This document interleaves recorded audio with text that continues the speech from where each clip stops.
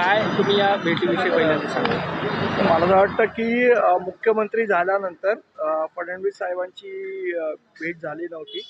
तर आज एक फक्त सदिच्छा भेट होती. याच्यामध्ये कुठलंही राजकीय काही नव्हतं.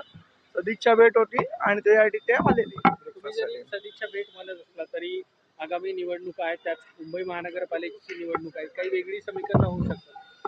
मला असं वाटतं आत्ता काही आज काय बोलणं झालं याची मला कल्पना नाही त्यांच्यामध्ये. पण आजची जी भेट होती ती राजकीय नव्हती, सदिच्छा भेट होती. आपल्याला माहिती आहे सन्मान्य राजसाहेबांचे आणि फडणवीस साहेबांचे खूप जुने आणि वैयक्तिक संबंध आहेत आणि त्यामुळेच ही एक सदिच्छा भेट होती. दोन नेत्यांची खाजगी चर्चा झाल्याचं कळतंय बंद दाराआड.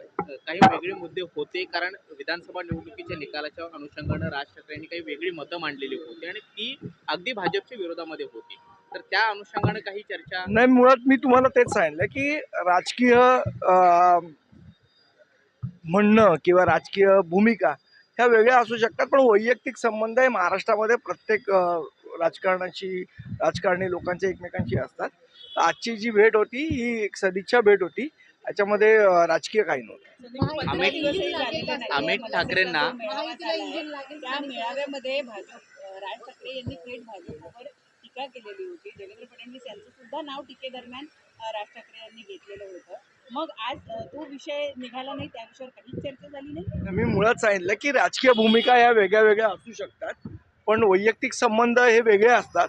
आणि आजची भेट होती ही कौटुंबिक भेट होती, सदिच्छा भेट होती आणि ब्रेकफास्ट करायला आलेली. अमित ठाकरेंना सक्रिय राजकारणात ठेवण्यासाठी राज्यपाल कोट्यातून आमदार बनवलं जाईल अशी देखील एक चर्चा आहे. मला कल्पना नाही. विधानसभेची निवडणूक पार पडली होती, त्यावेळेस देवेंद्र फडणवीसांनी मनसे संदर्भात एक प्रतिक्रिया दिली होती की आगामी ज्या काही निवडणुका होतील त्यात आम्ही मनसेला सोबत घेण्यासंदर्भातला विचार करू. आज काय चर्चा झाली त्या दोघांमध्ये याची मला कल्पना नाही, पण जी माझी माहिती आहे त्यानुसार ही आजची भेट ही राजकीय नव्हती, कौटुंबिक होती, सदिच्छा भेट. पण तुम्ही मनसेचे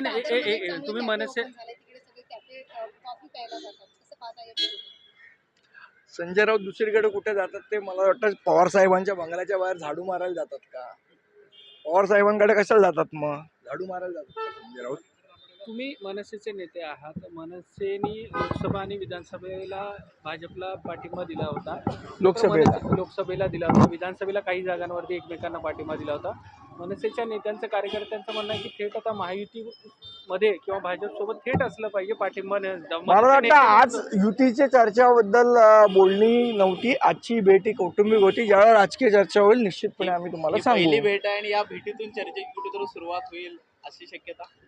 मी तुम्हाला पुन्हा आता मला वाटतं तुम्ही कुठलाही प्रश्न विचारला तरी माझ्याकडे उत्तर तेच आहे की आजची भेट ही कौटुंबिक होती, राजकीय चर्चा झाली.